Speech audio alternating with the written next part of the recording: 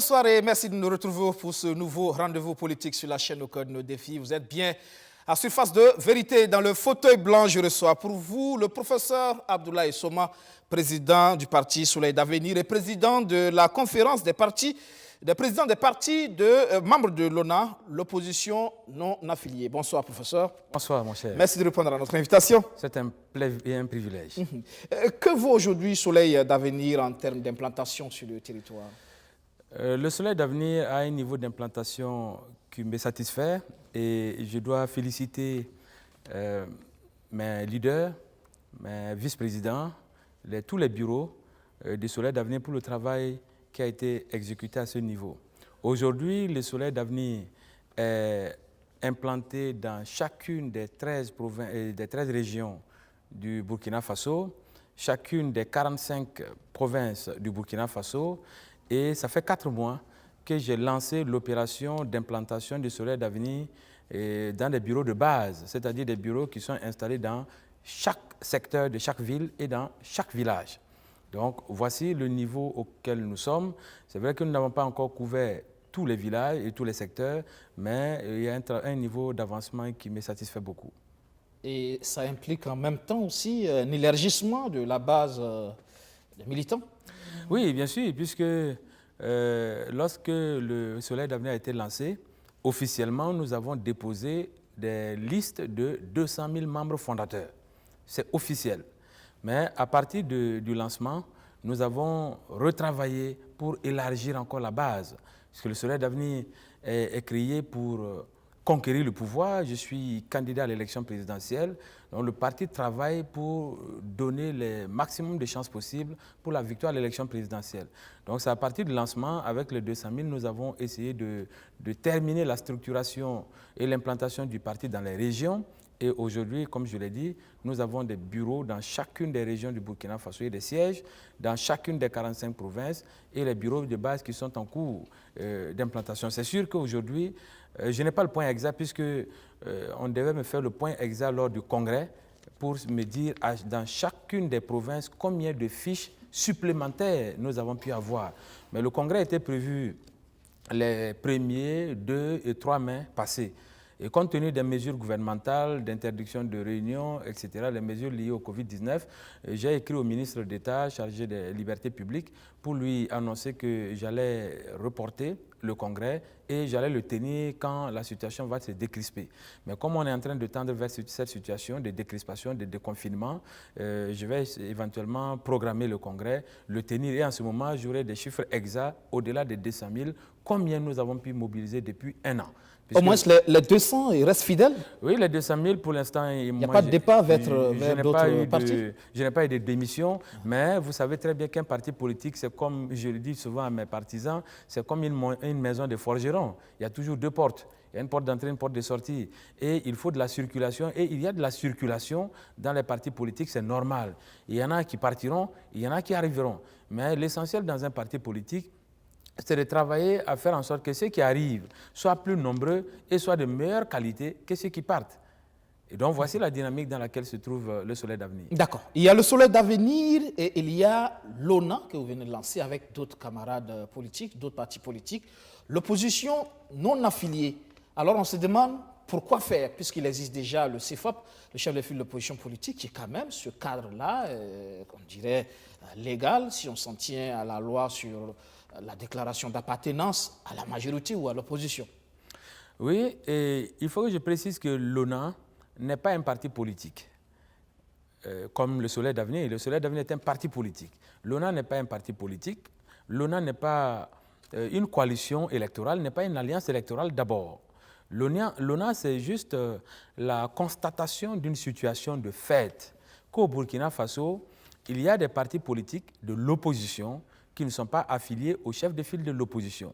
Donc c'est un fait constaté. Simplement, ça devrait être fait. D'abord, est-ce que ces partis-là ne s'inscrivent pas en dehors de la législation?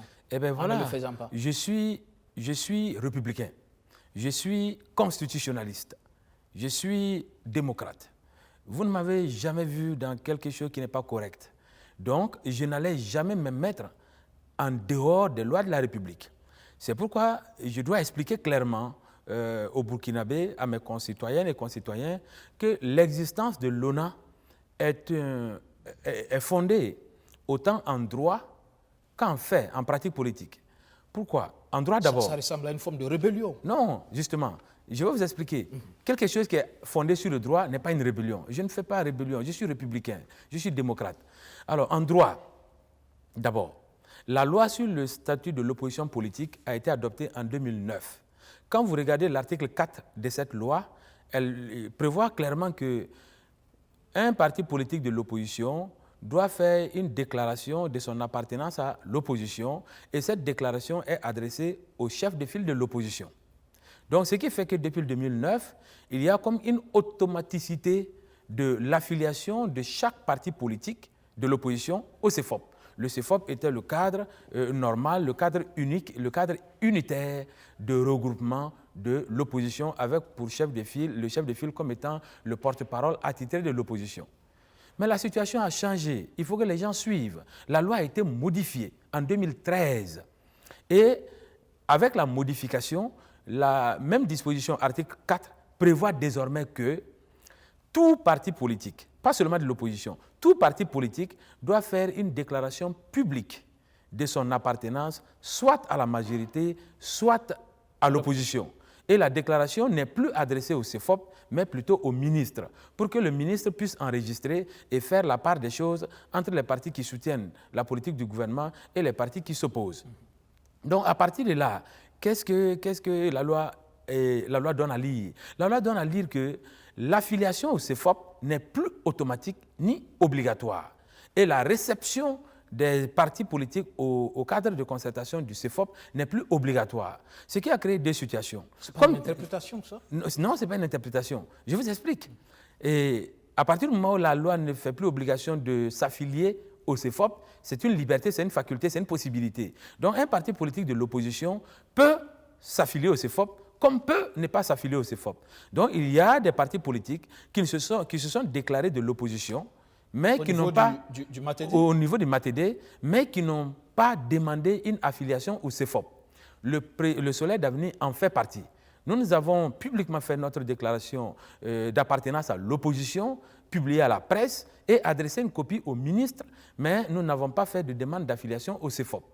Donc, ce qui fait que nous sommes de l'opposition, mais non affiliés au CEFOP.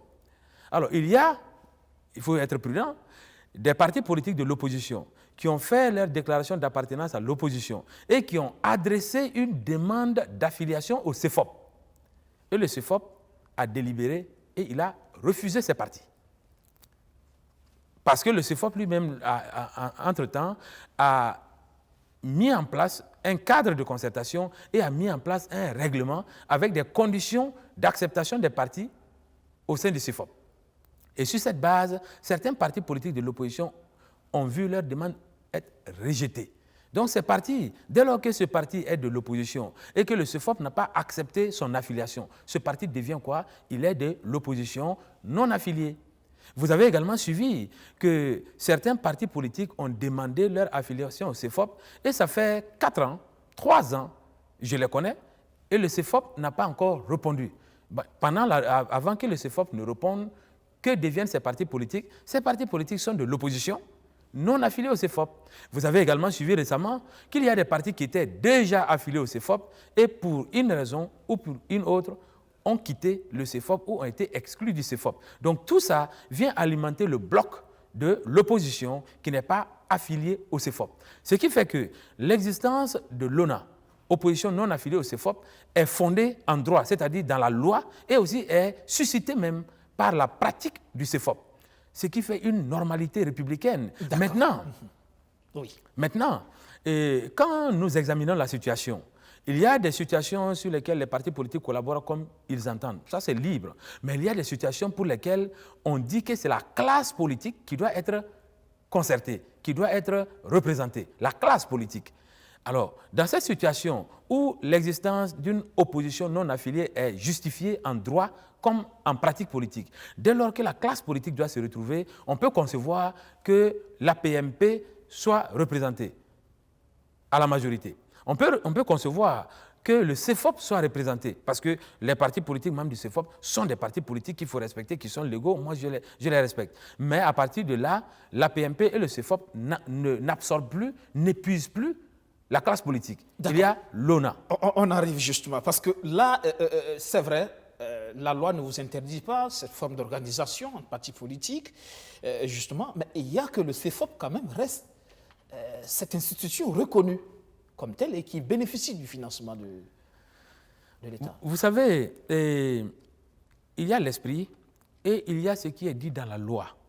Et il faut que les Burkinabés comprennent et qu'ils sachent que le professeur Souma, que je suis, ne va jamais se mettre dans des choses qui ne sont pas correctes.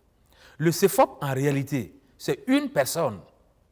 C'est une personne, puisque la loi prévoit que l'Assemblée adopte une résolution pour nommer le chef du parti qui a le plus grand nombre de députés et qui est dans l'opposition comme chef de file de l'opposition. Donc quand vous prenez la résolution de l'Assemblée qui nomme le CEFOP, c'est une nomination, c'est-à-dire que c'est une personne qui est nommée comme chef de file de l'opposition.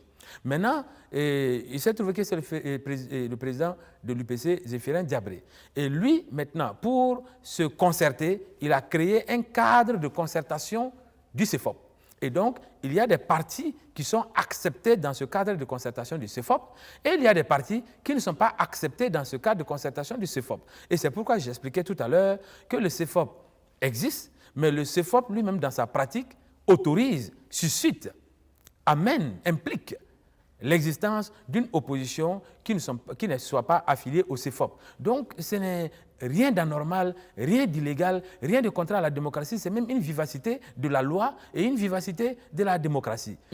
Alors, CEFOP, ONA, récemment, on a vu aussi cette sortie de 3 partis, membres fondateurs de la CODER, la Coalition pour la démocratie et la réconciliation nationale. Alors, finalement, on se demande, est-ce que là, ce n'est pas un problème plutôt de leadership, un problème de personnes, justement, qui fait qu'on en arrive dans une même opposition à avoir tous ces blocs?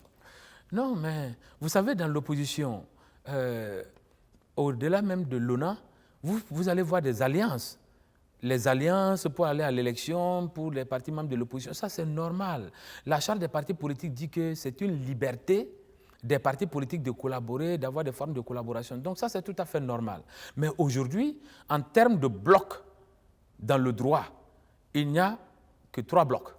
Il y a l'APMP, il y a le CEFOP et il y a les partis politiques qui ne sont alignés ni à l'APMP ni au CEFOP. Donc il y a l'ONA. Maintenant, nous avons dit, l'ONA ce n'est pas une structure qui a été créée et que les gens doivent venir signer un document pour adhérer. L'ONA est une situation de fait.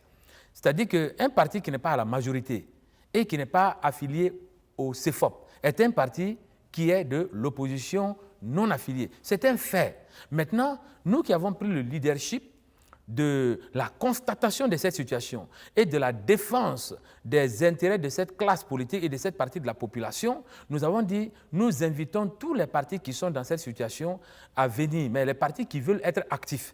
Parce que vous allez voir, il y a des partis de l'ONA, de l'opposition non affiliée, qui sont de l'opposition non affiliée. Mais ça devient un cadre formel.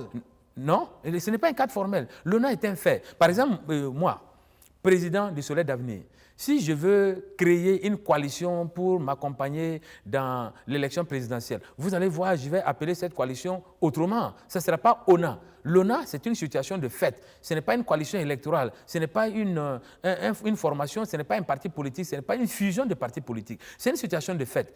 Dans les faits, est-ce que tu es APMP? Non. Dans les faits, est-ce que tu es CEFOP? Non. Dès qu'on a répondu comme ça, c'est que dans les faits, on est opposition non affiliée. Et donc, dans les faits, pourquoi vous voulez être peut-être associé comme partenaire dans le cas, par exemple, de concertation? Puisque dans les faits... vous n'êtes pas un cadre... voilà. Puisque dans les faits, on fait partie de la classe politique.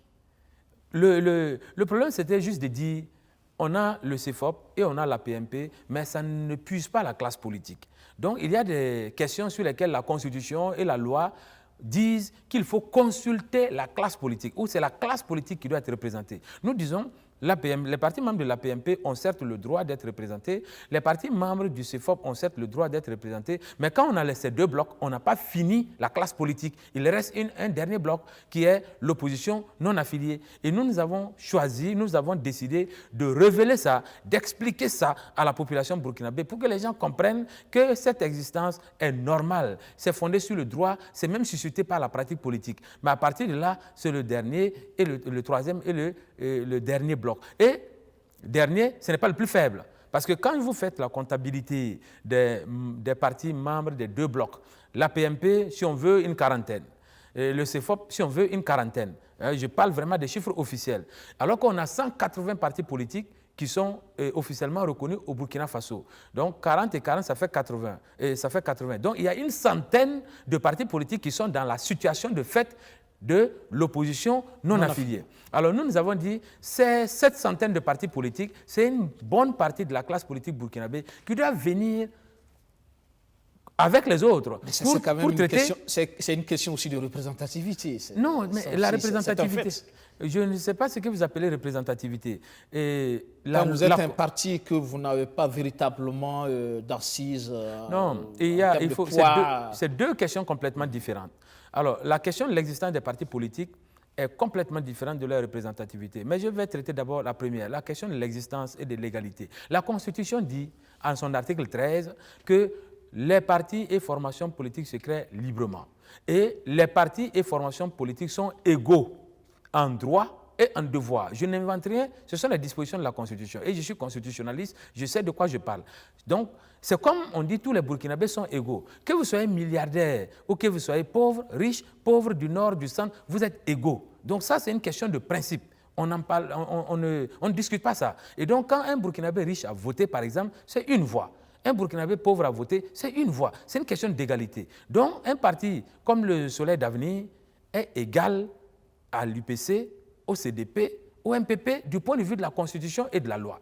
Maintenant, si vous parlez de la représentativité électorale, moi j'en conviens. Le Soleil d'avenir a été créé le 6 mai 2019 et nous n'avons pas encore participé à une élection. Et ce qui fait qu'on ne peut pas évaluer la force politique, la puissance politique électorale du moins du Soleil d'avenir aujourd'hui. Mais il y a quand même les chiffres qui sont là. Par exemple, et si je veux parler que du Soleil d'avenir, vous n'avez pas au Burkina Faso un parti qui a officiellement déposé 200 000 membres fondateurs. Ça n'existe pas. Donc si on doit raisonner sur cette base, le Soleil d'avenir, c'est peut-être le plus grand parti politique au Burkina Faso, sur la base des choses officielles. Voilà. Maintenant, si on doit faire l'évaluation électorale, attendons des élections auxquelles tous ces partis ont participé et vous saurez quel parti s'est classé à quel rang. Mais si vous n'avez pas participé à une compétition, on ne peut pas vous classer par rapport à cette compétition. Le Soleil d'avenir n'a pas participé aux dernières élections et ne peut pas être classé par rapport aux résultats des dernières élections. Les élections qui arrivent, le Soleil d'avenir participera et on saura à quelle place il se positionne. Et donc, nous raisonnons aujourd'hui sur la base de la Constitution et de la loi. Et ces deux éléments du droit burkinabé montrent que les partis et formations politiques sont égaux. Donc, à partir du moment où l'APMP, les partis membres de l'APMP ont le droit d'être représentés à une concertation d'envergure nationale, les partis membres du CEFOP ont le droit d'être représentés à une concertation d'intérêt national, les partis qui ne sont pas affiliés, donc de l'ONA, ont aussi le droit d'être représentés à une discussion d'intérêt national. Mais je ne dis pas autre chose. Que la centaine de partis, justement, vous donne un mandat pour les représenter. Mais c'est ce qu'on est en train de structurer. L'ONA, d'abord, l'ONA existait, mais la déclaration qu'on a faite le 26 avril est une prise en charge du sort de cette partie de la classe politique. Et actuellement, ça ne fait même pas ça fait quasiment un mois. Vous voyez, on est en pleine structuration. On a appelé les personnes à venir. Et vous avez vu la conférence de presse qui a été faite. La déclaration d'annonce de l'ONA a été signée par 7 partis politiques. Mais la conférence de presse, vous avez vu combien de partis? C'est une dizaine de partis politiques. Ça veut dire que d'ici, dans l'espace de 2 semaines, 3 semaines, il y a des partis politiques qui sont arrivés, qui ont dit nous voulons être actifs dans ce que vous faites parce que c'est fondé sur le droit, il y a un intérêt politique, il y a un intérêt démocratique, ça nous convient. Et nous sommes avec vous. Voilà. Est-ce que là, vous ne travaillez pas un peu à fragiliser l'opposition? Mais non, je suis de l'opposition. Je suis déclaré publiquement de l'opposition. Je dis justement, est-ce que vous ne vous fragilisez pas? Je ne vais pas fragiliser l'opposition. Si je suis de l'opposition, je ne peux que renforcer l'opposition. Mais l'opposition et au Burkina Faso, compte tenu de la loi et compte tenu de la pratique du CEFOP, est double. L'opposition, c'est deux. Il y a l'opposition qui est acceptée dans le cadre du CEFOP et il y a l'opposition qui n'est pas dans le cadre du CEFOP. Vous n'avez pas fait une déclaration d'appartenance au CEFOP? Non, je n'ai pas demandé J'ai fait ma déclaration d'appartenance à l'opposition, mais je n'ai pas fait de demande d'affiliation au CEFOP comme d'autres partis politiques. Pourquoi vous ne l'avez pas fait? Mais parce que c'est libre. Si la loi vous dit... Est-ce que ce n'est parce que, par exemple, le professeur Loada y est? Non, mais le professeur Loada et moi, vous savez, et il faut que je fasse le point sur ça. Le professeur Loada, c'est d'abord, il a été mon professeur. Aujourd'hui, on est collègues. Et les choses qui se sont passées, que vous avez vues, c'est qu'il y a un problème de promotion. Moi, je vais accéder à un grade universitaire, le dernier grade, le plus haut, et je considère que lui m'empêche d'accéder à ce grade. J'ai essayé de régler le problème de façon courtoise avec le grade de petit frère, etc. Ça n'a pas fonctionné. On a essayé des médiations qui n'ont pas fonctionné. Et donc, j'ai essayé de régler ça avec la dernière des possibilités. C'est pourquoi vous en avez entendu parler. Sinon, j'essaie de régler ces problèmes depuis 8 ans, entre lui et moi. Donc, et puis en dehors de ce problème, nous n'avons pas de problème. Quand lui et moi, on se voit aujourd'hui, vous êtes étonnés. On se salue, on rit, on fait des activités ensemble. Et sur le plan politique, franchement, je n'ai aucun problème à collaborer. On se parle, hein, je vous dis. Même sur le plan politique, on se parle. Donc, moi, aujourd'hui, je n'ai pas d'ennemi politique et je travaille à ne pas en avoir parce que j'ai dit que une des motivations de ma candidature à l'élection présidentielle, de mon arrivée sur la scène politique burkinabé, c'est d'avoir un profil avec lequel tout le monde peut travailler. Moi, je peux travailler avec n'importe lequel des partis politiques qui existent au Burkina Faso, légalement, et avec n'importe lequel des leaders de la société burkinabé. C'est pourquoi je vais être président de la République, pour pouvoir faire en sorte que les gens puissent travailler ensemble autour de moi, pour pouvoir faire avancer le pays, parce qu'un certain nombre de choses dans ce pays sont bloquées en raison des personnes. Ça, c'est la parenthèse. Hein.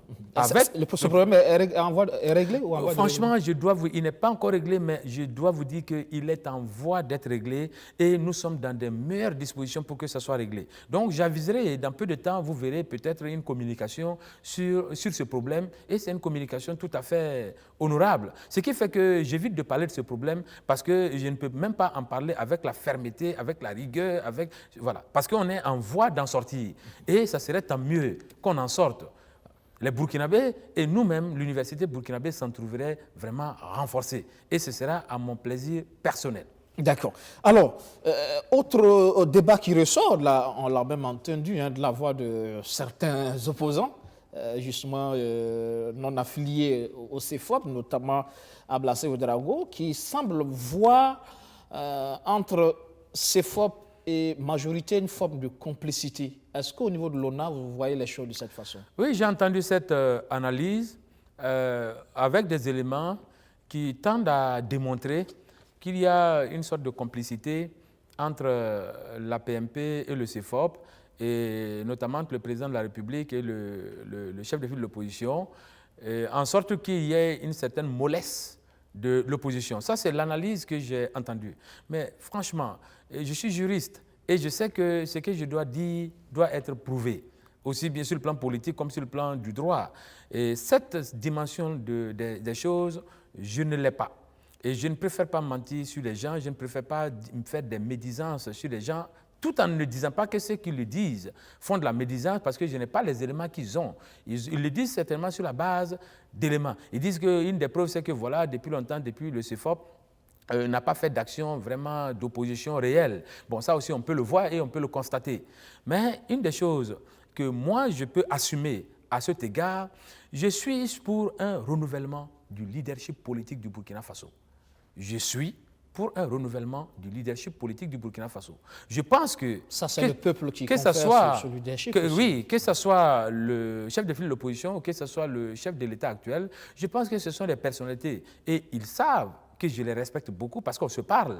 Ils savent que je les respecte, ils savent que je n'ai pas de quelque chose contre eux, mais je pense seulement que la démographie du Burkina Faso, la population a changé, les défis démocratiques ont changé et qu'il faut qu'un nouveau leadership arrive au Burkina Faso pour prendre en charge la conduite des affaires au Burkina Faso. Pas qu'il faut jeter nos anciens hommes expérimentés à la poubelle de l'histoire, mais qu'il faut remplacer la face de la décision au Burkina Faso. Et ça, je dois être clair et ferme là-dessus. Pour moi, une nouvelle génération d'hommes politiques doit arriver pour prendre le pays en main, tout en ne bousculant pas, tout en ne... Ça s'acquiert. Hein, oui, tout pas, en... Non, j'arrive. Tout en ne rejetant pas, tout en ne dénigrant pas ceux qui ont déjà contribué, on peut les avoir comme conseillers. Voici ma conception des choses. Mais on sait qu'en politique, il n'y a rien que vous pouvez avoir sur un plateau d'or. Il faut se battre. Il faut démontrer qu'on est capable de récupérer ça. Et il faut le récupérer et il faut démontrer qu'on est capable de gérer pour que le peuple nous donne du crédit. Et c'est cette opération dans laquelle je suis. Paradoxe, vous êtes à l'ONA aux côtés d'une certaine classe aussi. Souman Touré, il n'est pas de cette génération. Évidemment. Donc ça confirme exactement ce que je suis en train de dire. J'ai dit exactement que les anciens hommes politiques, ce n'est pas qu'il faut les jeter. Il faut qu'on prenne les devants et qu'eux nous conseillent. Ça veut dire qu'ils doivent être derrière. Donc, ça ne veut pas dire qu'il faut les remplacer et puis ils doivent rester à la retraite, à la maison ou bien s'enfuir du pays. Non. On prend le pays, nous on gère. Quand on dit président de la République, ça doit être un neuf. On dit ministre, ça doit être un neuf. Mais les anciens hommes expérimentés, dont l'expérience est utile pour le pays, peuvent rester en arrière-garde pour apporter leurs conseils, leurs orientations d'après les expériences de vie et de politique qu'ils ont vécues. Voilà ma conception des choses. Et voilà une des solutions, une des propositions que je fais en termes d'offres politiques. Je veux qu'on remplace la façade de la décision politique au Burkina Faso. D'accord. Vous parlez d'une dizaine de partis qui sont déjà engagés dans cette vision de l'ONA. Pourquoi, par exemple, Ablassé Ouedraogo, qui est aussi...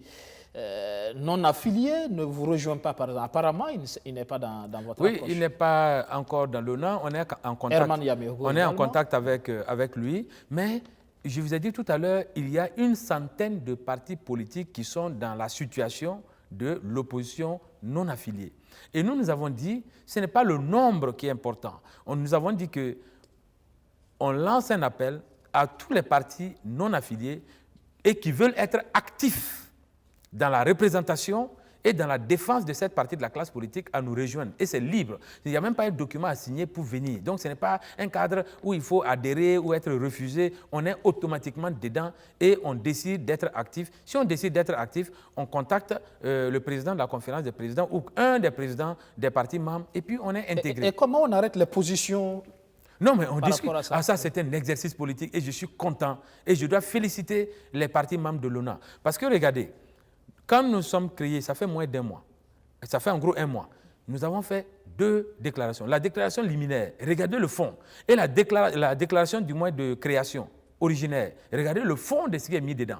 Et la déclaration liminaire à la conférence de presse, regardez les questions, il n'y a aucune question d'importance fondamentale au Burkina Faso qui n'ait pas été abordée. Mais ça veut dire quoi? Qu'on a réussi, chacun dépassant son leadership, chacun dépassant son idéologie, chacun dépassant ses positions politiques, pour avoir une synthèse. Et je suis vraiment content. Et c'est à cette sorte de gouvernance à laquelle je veux arriver au Burkina Faso. Qu'on arrive à être plusieurs, dans plusieurs partis politiques, avec plusieurs orientations politiques, avec plusieurs positionnements politiques, mais que sur les questions fondamentales, on arrive à dégager une synthèse, une position pour conduire le pays. Et je dois ici saisir l'occasion de féliciter ce président. Chacun reste président, chacun reste patron d'un parti politique qui existe de façon autonome, mais chacun a fait des concessions pour que nous ayons des positions coordonnées sur des questions d'importance fondamentale très sensibles. Et voilà la déclaration qui est livrée. En moins d'un mois, nous avons fait 2 déclarations. C'est vraiment la démonstration de la démocratie, de la nouvelle dynamique politique au Burkina Faso.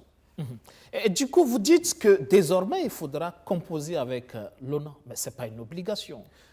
Moi, je crois que c'est une obligation à partir du moment où l'ONA est fondée sur la Constitution et sur la loi. Je viens de le démontrer, je l'ai expliqué. L'ONA est fondée sur la Constitution qui donne la liberté de création et d'action des partis politiques et qui fixe l'égalité en droit et en devoir des partis politiques. L'ONA est fondée sur la loi, précisément la loi sur le statut de l'opposition politique, qui donne la possibilité aux partis qui se sont déclarés de l'opposition d'adhérer ou de ne pas adhérer au CEFOP. Donc à partir de là, un groupe qui existe, qui est fondé sur les lois de la République et qui représente une partie non moins importante de la classe politique, on ne peut pas et on ne saurait refuser de prendre en compte ce groupe dans la discussion des questions d'ordre général. D'accord. Je caricature.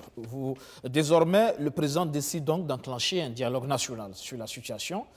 Alors, il invite la PMP, il invite le CEFOP, et il décide qu'au niveau des non-affiliés, de l'opposition non-affiliée, il choisit pêle-mêle quelques présidents de partis qu'il invite. Est-ce que ça vous convient? Qui ne sont pas forcément ces leaders qu'on a l'habitude de voir représenter, parler au nom de l'ONA. Ça, c'est une possibilité, mais je crois que le président du leadership républicain, et je pense qu'il a de la raison, quand vous voulez parler à un groupe qui n'est pas organisé, vous pouvez faire ainsi. Mais quand vous voulez parler à un groupe qui essaie de s'organiser, vous avez une coordination qui vous a... Parce que toutes les déclarations qu'on a faites, on les a adressées au président de la République aussi. On a fait des correspondances pour l'informer. Voilà la situation qui est conforme à la loi. Voici les raisons pour lesquelles, etc. Voilà. Donc, à partir de ce moment, sa responsabilité serait de contacter le groupe qui essaie de s'organiser. Encore que ce groupe n'est pas exclusif, il n'est pas fermé. Le groupe dit tous ceux qui sont de cette situation de l'opposition non affiliée et qui veulent être actifs, qui veulent prendre des décisions au nom ou qui veulent représenter cette opposition non affiliée sont libres de venir. Ça veut dire par exemple que quand on doit prendre une position sur les questions par exemple des élections, ce n'est pas la position du Soleil d'avenir, ni la position de tel ou tel autre parti qui est dans l'ONA. On va se mettre ensemble et puis on discute. Donc par hypothèse, si le président, le chef de l'État dit « je vais consulter la classe politique », pour nous, il doit, et évidemment, convoquer peut-être la PMP. Ici, il dit j'ai besoin de 3 personnes, la PMP va se débrouiller pour envoyer 3 personnes. Il doit contacter le CEFOP. S'il dit j'ai besoin de 3 personnes, le CEFOP va se concerter comme d'habitude pour envoyer 3 personnes. S'il dit il doit contacter l'ONA, pour nous désormais, c'est une obligation. Il doit envoyer la correspondance à l'ONA et les partis membres de l'ONA, on va s'appeler officiellement et on va se coordonner pour envoyer les 3 personnes. Il faudra faire la preuve de votre représentativité. Parce mais ce n'est pas une question de représentativité. Il y a la représentativité puisqu'il y a une coordination qui est là. Vous ne pouvez pas dire que c'est tout vide. Il y a une coordination. Et la coordination est ouverte. Vous êtes une centaine de partis. Si tous les partis ne se reconnaissent pas en l'ONA, en cette coordination, vous n'allez pas demander au président de... tous les partis qui veulent être actifs. Parce que, comme on l'a dit, il faut aussi laisser la liberté aux partis politiques. Un parti politique qui n'est pas dans la PMP et qui n'a pas fait de demande d'affiliation au CEFOP ou qui n'y est pas accepté, est de l'ONA. Mais le parti est libre de dire « je ne veux pas être actif dans cela ». C'est une liberté. Il ne faut pas aller obliger les gens à venir à l'ONA, etc. Non, parce que l'obligation est contraire aussi à la Constitution. Donc, je ne vais pas accepter qu'on aille bousculer des partis politiques juste pour faire des chiffres, pour qu'ils viennent à l'ONA. Mais au moins, les partis politiques doivent avoir l'information que vous êtes dans une situation de fait, vous êtes dans la catégorie ONA et vous pouvez venir.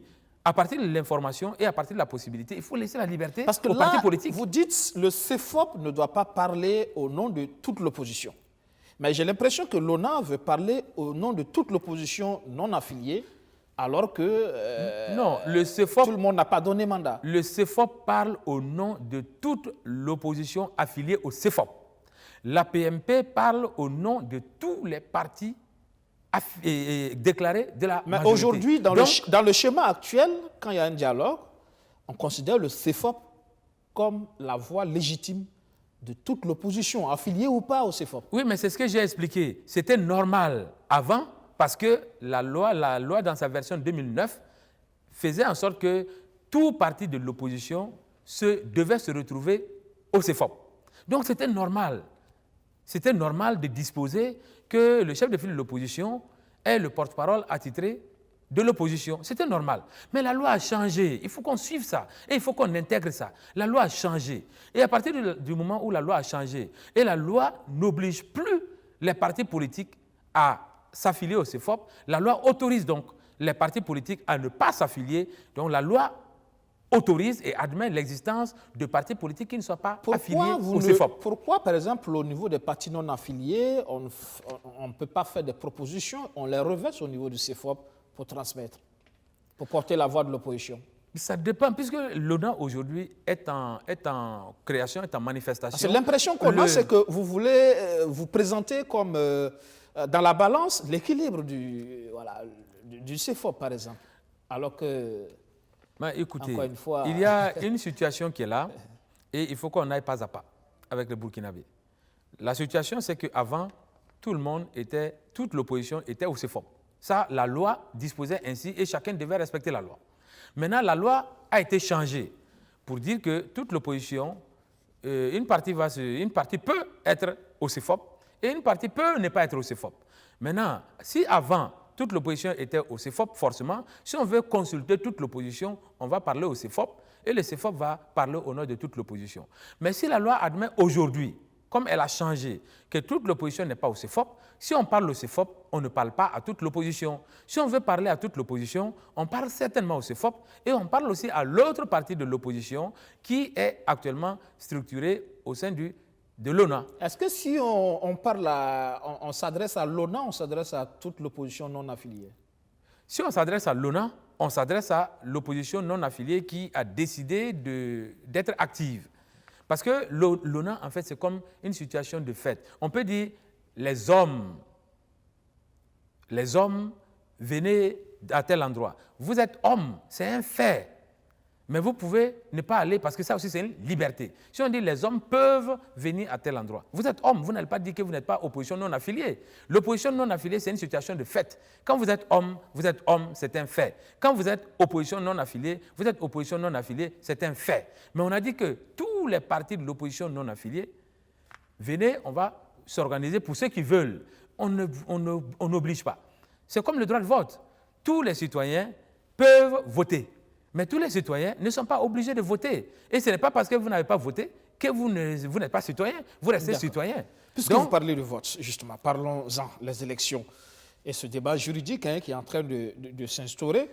Vous êtes constitutionnaliste, mais l'impression que vous donnez, selon certains observateurs, c'est que vous ne voulez pas que le délai constitutionnel de novembre soit respecté?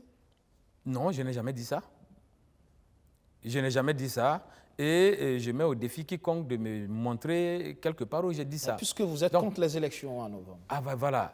Et pour cette situation, il faut que je félicite la presse burkinabé dans son ensemble d'avoir fait un bon compte-rendu de notre conférence de presse.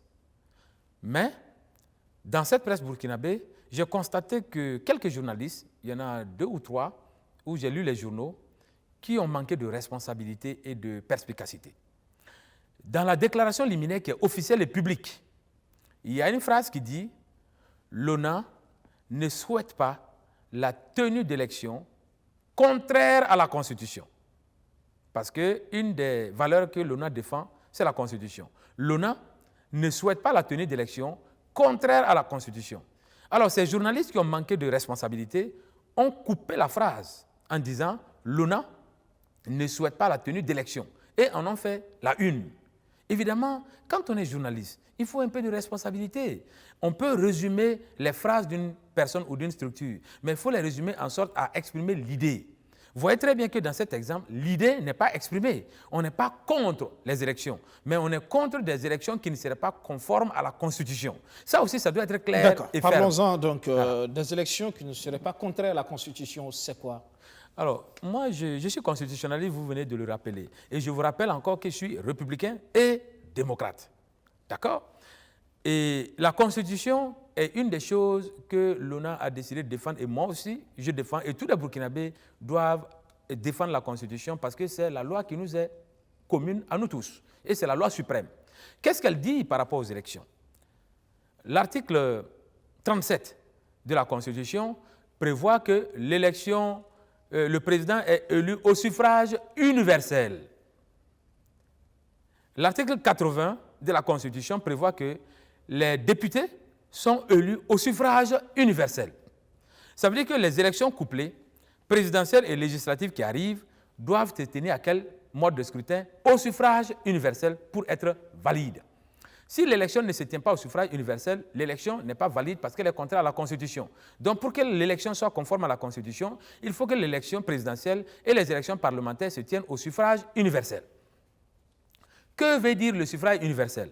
Le suffrage universel veut dire simplement que tous ceux qui ont le droit de vote doivent avoir la possibilité de voter. Et je dis bien, doivent avoir la possibilité de voter. Parce que vous pouvez avoir la possibilité de voter, mais décider de ne pas voter. Mais ils doivent avoir la possibilité de voter. Bon, maintenant, ce qui pose le problème par rapport à l'universalité du vote, qui est une condition de validité des élections, c'est la situation sécuritaire, où certaines parties de notre territoire sont hors de la maîtrise de la République, où certaines populations de notre territoire sont hors d'accès de l'administration électorale et de la maîtrise de notre République. Donc, ça pose un problème d'universalité du suffrage. Si on fait des élections, il est clair, en coupant cette population, en coupant cette partie du territoire, ce serait au moins objectivement des élections qui ne sont pas conformes au suffrage universel. Et donc, des élections qui ne seraient pas conformes à la Constitution. Jusqu'à présent, je n'ai pas donné mon point de vue, parce que tout ce que j'ai dit est écrit noir sur blanc dans la Constitution. Vous voyez? Tout à fait. Et la Constitution dit quoi?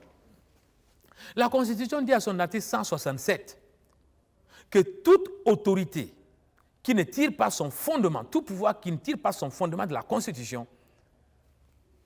est sujette à désobéissance civile. C'est-à-dire que si le pouvoir n'est pas fondé sur la Constitution, n'est pas pris conformément à la Constitution autorise de déstabiliser ce pouvoir.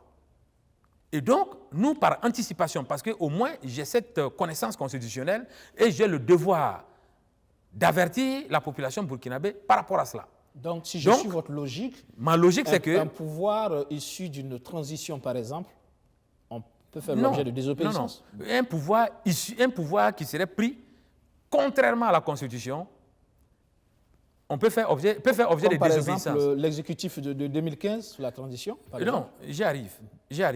Donc, on est sur les élections. Il faut que le raisonnement soit clair et cohérent et puis aligné pour que les gens puissent comprendre.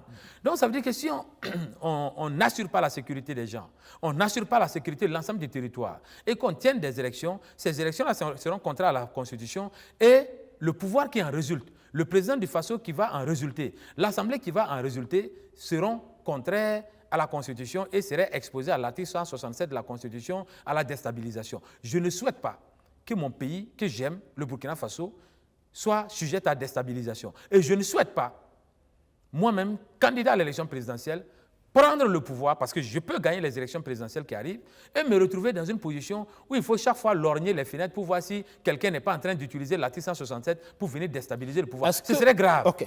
La parenthèse, donc, ça veut dire, si je suis votre raisonnement, sur cette question de l'article 167, ça veut dire que tout pouvoir issu d'une transition, par exemple, c'est-à-dire un consensus, on fait un gouvernement, peut être concerné par cet article 167. Justement, pas le consensus. Qu'est-ce que la loi dit?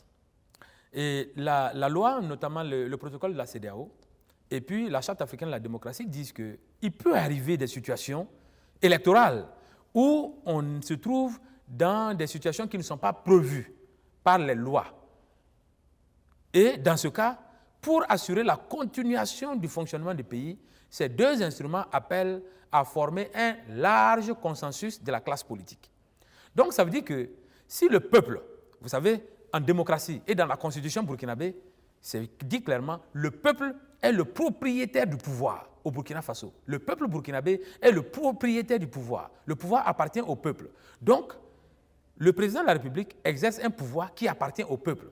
Si le président de la République, un jour, n'est plus président de la République et qu'on n'a pas un président de la République, le pouvoir revient à qui? Au peuple. Le peuple s'organise. Donc, ce qui fait que la transition, j'arrive, je termine. La transition, qu'est-ce qui s'est passé sur la transition? C'était la même chose.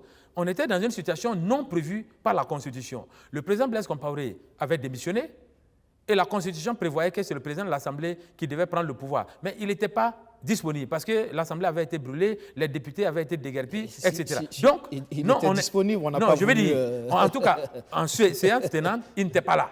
D'accord? Donc, en tout cas, les choses se sont passées de cette façon. Moi, il n'y a pas d'érosion des faits, il n'y a pas de transformation des faits. Je dis ce que tout le monde a pu constater. Maintenant, on s'est trouvé dans une situation disons, d'inapplication de la Constitution, des mécanismes constitutionnels de continuation du pouvoir présidentiel. Qu'est-ce que le pays a fait? On a dit que le pouvoir n'appartient à personne, ça appartient au peuple. On a dit, et dans la charte de la transition, les forces vives de la nation vont s'organiser pour assurer la continuation, pour revenir à un ordre constitutionnel normal.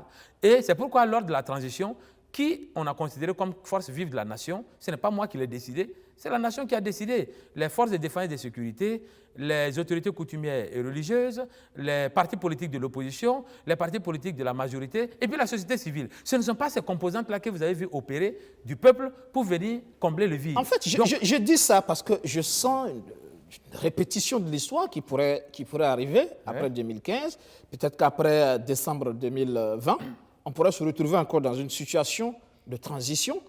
Et la question, c'est qui le peuple finalement? Parce que vous parlez de légitimité du peuple, mais cette légitimité s'acquiert par les urnes.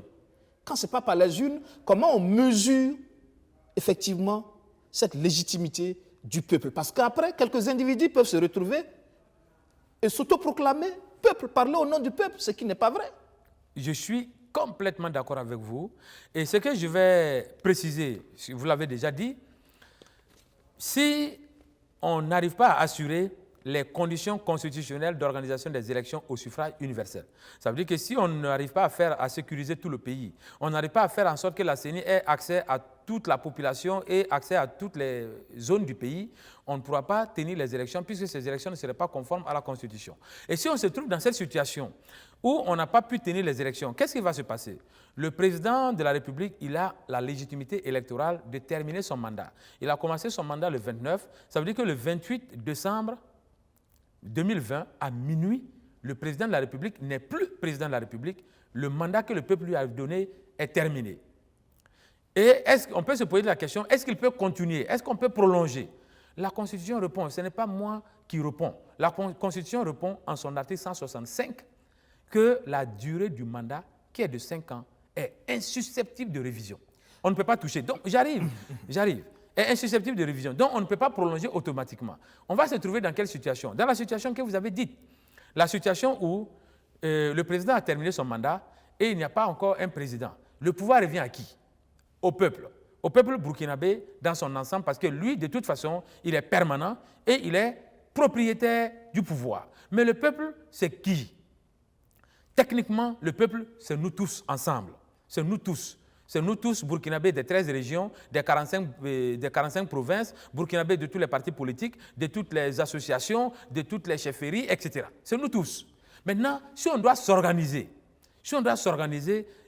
dans la représentation du peuple, il faut que l'organe qui va se mettre en place soit représentatif du peuple. Mais ça, moi, je ne peux pas seul vous dire ici la recette. Mais je dis, ce qui serait conforme à la logique démocratique, c'est qu'on ait un organe qui est représentatif du peuple. C'est pour vous appuyer. Vous avez dit qu'on ne pourra pas accepter, qu'une partie absorbe cette légitimité du peuple. C'est pourquoi l'ONA a clairement dit, l'ONA n'acceptera pas une convention bipolaire APMP-CEFOP dans ce contexte pour gérer le pays, parce que cette convention APMP-CEFOP ne serait pas représentative du peuple. Donc nous défendons... APMP-CEFOP-ONA, ça c'est représentatif à votre avis? Non, je n'accepterai même pas. Je suis démocrate et je ne suis pas là pour des bisbilles politiques. Je veux récupérer le pouvoir d'État, moi. Je ne suis pas là pour des questions de poste. Ça par les urnes. Mais je suis d'accord, je suis candidat à l'élection présidentielle, non? En fait, donc quand je suis candidat, attendez, il y a une situation normale et une situation anormale. La situation normale, c'est que les élections se tiennent. Moi, je suis candidat. J'irai aux élections. Je compétirai. Je pourrai gagner, si Dieu le veut. C'est normal. Et je suis dans cette perspective. Mais un pays vit des situations anormales. Et les Burkinabés sont tout à fait cultivés, instruits pour le savoir. Comme 2014, la situation était anormale. Donc, quand la situation anormale arrive, qu'est-ce qu'il faut faire? Et là, j'utilise la science constitutionnelle, le savoir que les impôts du Burkina Faso m'ont donné d'avoir pour expliquer ce qui peut se passer. Et normalement, quand on est dans une situation anormale, où on a un pouvoir présidentiel qui est vacant, le peuple récupère son pouvoir. Je n'ai pas dit que le professeur Soma récupère le pouvoir. Non, ce n'est pas dans ce contexte. Sans cela, justement, qu'il y aura le débat. Parce que mais il y aura un débat ça va et être le difficile débat. de s'entendre sur la notion de ce peuple-là qui disons, confère une légitimité à un groupe d'individus pour conduire les affaires de l'État. Écoutez, monsieur Aubert, vous et moi, en fait, je crois qu'on se comprend. Si je vous prends pas à pas, c'est qui le peuple? Et je vous ai déjà dit. Et ça, ce n'est pas contestable. Le peuple, c'est nous tous. Nous tous, d'accord? Ça, on ne peut pas contester. Le peuple, c'est nous tous, burkinabés, des 13 régions, des 45 provinces, des associations, des partis politiques, n'est-ce pas? Ça, au moins, c'est une base claire. Maintenant, quand on dit le peuple va s'organiser, et qu'est-ce que j'ai dit? Je n'ai pas dit au nom, etc. Non, j'ai dit que les compartiments représentatifs du peuple là, doivent être représentés dans l'organe qui va poursuivre. Ça aussi, c'est incontestable. En fait, je dis ça, je me refais toujours à 2015. Vous avez vu comment les choses se sont passées au CNT, oui, et pour le choix de celui qui devait diriger le pays. Oui.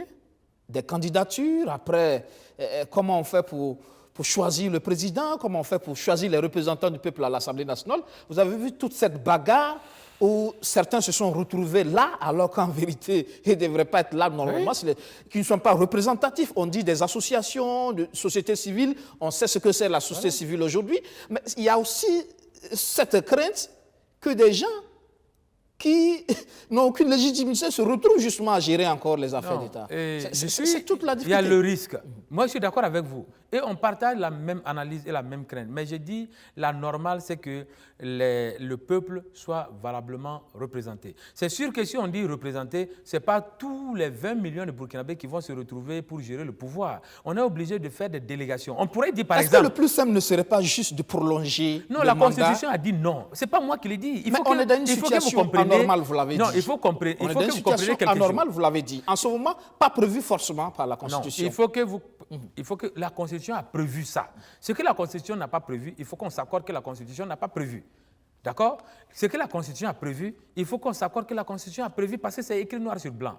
Qu'est-ce que la Constitution a dit? La Constitution dit que le mandat du président, là, qui est de durée de 5 ans, ne peut pas être révisé. Ça, au moins, c'est clair. C'est clair. On est d'accord avec ça. Là, la Constitution a prévu. Maintenant, si on pose la question de savoir est-ce qu'on peut prolonger ce mandat, la Constitution répond non. D'accord? La Constitution répond non. Maintenant, est-ce qu'on peut trouver un consensus et que tout le peuple est d'accord et puis le président Roch-Marc Christian Kaboré peut continuer? Pourquoi pas? Parce que ça fait partie des possibilités. Mais moi, assis ici, je ne peux pas anticiper sur ça. Parce que ça va sortir d'une discussion de plusieurs masses de la population. Vous voyez, quand on dit que le peuple va être représenté à quelque chose, qu'est-ce qui va se passer? On va dire telle partie du peuple désigner telle personne, une personne, telle partie du peuple désigner une personne, telle partie du peuple désigner une personne. Si on dit par exemple les journalistes, désignez-nous 2 personnes. Vous êtes obligés de vous retrouver entre journalistes, comme tous les journalistes ne sont pas que 2, de trouver des mécanismes pour désigner 2 personnes. En fait, c'est comme ça que les choses vont se passer. Il se trouve que malheureusement pour le CNT par exemple, les choix ne sont pas toujours faits en toute transparence et en toute objectivité. Mais je suis d'accord avec vous. Je suis d'accord avec vous. Mais quand on a dit les journalistes désigner 2 personnes, les journalistes se retrouvent évidemment à l'intérieur. C'est une question de positionnement, de lutte, d'influence, etc. Voilà. Mais au moins on dira qu'il y a eu 2 journalistes. Vous voyez? Maintenant on peut contester que les journalistes qui sont partis ne sont pas vraiment les bons journalistes, ne sont pas les meilleurs journalistes, ne sont pas les journalistes représentatifs, peut-être qu'ils ont fraudé, ils ont magouillé. Ou le choix ne s'est pas fait voilà, sur ou la les choix, base, etc. voilà, Ça, ce sont des critiques. consensuelle. Ce sont des critiques qu'on peut faire. Mais à un moment donné, on est obligé de fonctionner par représentation. Regardez l'Assemblée. Regardez l'Assemblée. Oui. L'Assemblée est composée de députés des provinces. Et les députés sont supposés représenter les populations des provinces. Mais il y a des provinces à un seul député. Il y a des provinces à 2 députés. Ça veut dire que la population de cette province est supposée être représentée à l'Assemblée par 2. Mais tout le monde n'a pas voté pour les députés qui sont élus. C'est ça, en fait. Donc, à un moment donné, on pourra dire, regardez le président. Dans le même ordre d'idée, où tout le monde n'a pas voté. Le président lui-même. Oui. Le président lui-même représente le Burkina Faso. Quand on dit le Burkina Faso va aller parler aux Nations Unies, le peuple burkinabé va parler aux Nations Unies. Qui va parler? C'est le chef de l'État.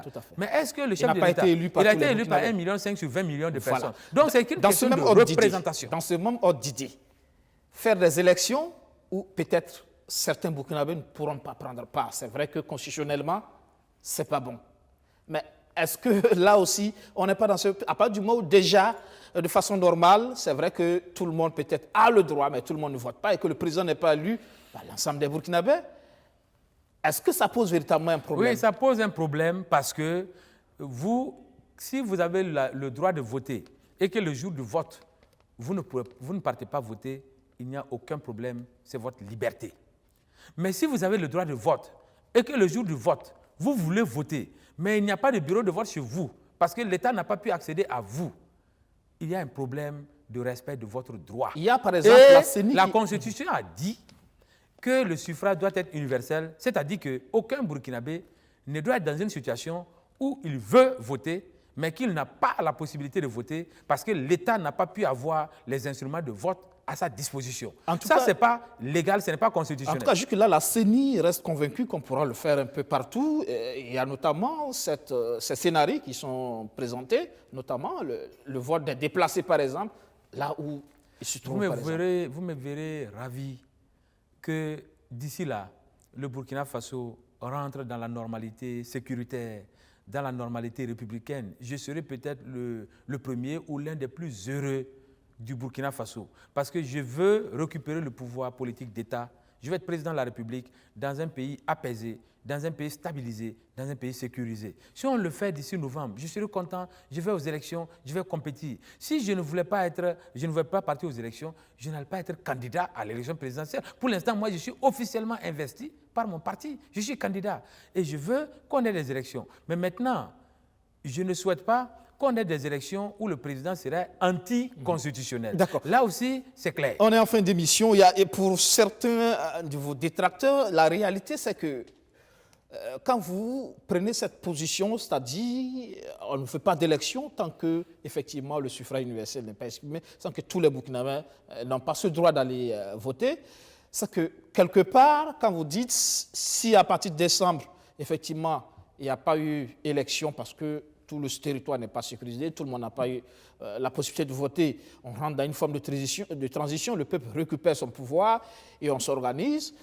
Pour certains, voici des partis politiques qui ne pèsent pas électoralement parlant et qui veulent coûte que coûte justement qu'on en arrive à une situation de blocage, de vide juridique, de transition, dans l'espoir de pouvoir effectivement jouer des rôles, occuper des postes dans une transition. Vous voyez, peut-être qu'il y a des Burkinabés qui pensent ça, mais aujourd'hui, je pense pouvoir féliciter le peuple burkinabé et me féliciter du respect que le peuple burkinabé m'a manifesté. Honnêtement, je ne peux pas mal parler de ce peuple, même s'il y a des individus, évidemment, tout le monde, on ne fait pas l'unanimité. Et moi, je suis un être humain. Je ne peux pas faire l'unanimité, je ne peux pas être aimé par tout le monde, je ne peux pas être apprécié par tout le monde, je ne peux pas être voté par tout le monde. Mais vraiment, dans l'ensemble de la population burkinabé, je crois être respecté et je dois reconnaître ça au peuple burkinabé. Et ça, c'est une chose. Deuxièmement, si je voulais être ministre, je n'allais pas me présenter à l'élection présidentielle et moi, je veux être président. Donc, quand on va dans une situation de ce type, même s'il faut participer à un gouvernement, ça doit être que transitoire et momentané. Je veux avoir un pouvoir présidentiel stable. Ce n'est pas un gouvernement de transition de 1 an ou 2 ans qui peut me satisfaire. Je veux être président de la République pour appliquer une vision dans ce pays. Ça, c'est une deuxième chose. Troisièmement, sous la transition, j'étais dans la posture d'être ministre. Vous savez à quelle position j'étais avant la composition du gouvernement. Vous êtes journaliste, vous êtes très introduit, vous savez. Donc, si c'était une question de ministrabilité ou d'être ministre simplement qui était ma fin, c'était déjà atteint il y a longtemps. Je ne suis pas à ce niveau de raisonnement. Et les Burkinabés me respectent trop pour que je descende à ce niveau de raisonnement. Je porte toujours, et vous surveillez mon action politique, je serai toujours porteur de causes nobles. Je veux simplement que le pays puisse organiser les élections, mais que les élections où les autorités qui vont en résulter soient conformes à la Constitution et bénéficient du respect de tout le monde, comme aujourd'hui. Le président Marc Christian Kaboré a été élu en 2015 dans un suffrage universel. Ceux qui ont voté pour lui, comme ceux qui n'ont pas voté pour lui, Ils sont obligés de reconnaître qu'il est le président constitutionnellement reconnu. Et moi, c'est mon président. Je lui voue le respect. Et je veux que tous les présidents du Burkina Faso, et moi, président du Burkina Faso, que je sois dans cette situation constitutionnellement stable. C'est juste ça ma préoccupation. Je défends la République, je défends la Constitution, je défends le peuple, je défends les intérêts supérieurs de la légalité et de la légitimité du peuple burkinabé. Voici mon combat. Merci, professeur Abdoulaye Soma, d'être passé dans le fauteuil blanc ce soir. C'est moi qui vous remercie. Mesdames, Messieurs, ça sera tout pour ce numéro de Surface de vérité dans le fauteuil blanc. Le professeur Abdoulaye Soma, président du parti Soleil d'avenir et président de la conférence des présidents des partis membres de l'ONA, l'opposition non affiliée. Merci de nous avoir suivis. Excellente suite de programme sur notre chaîne. Bonsoir.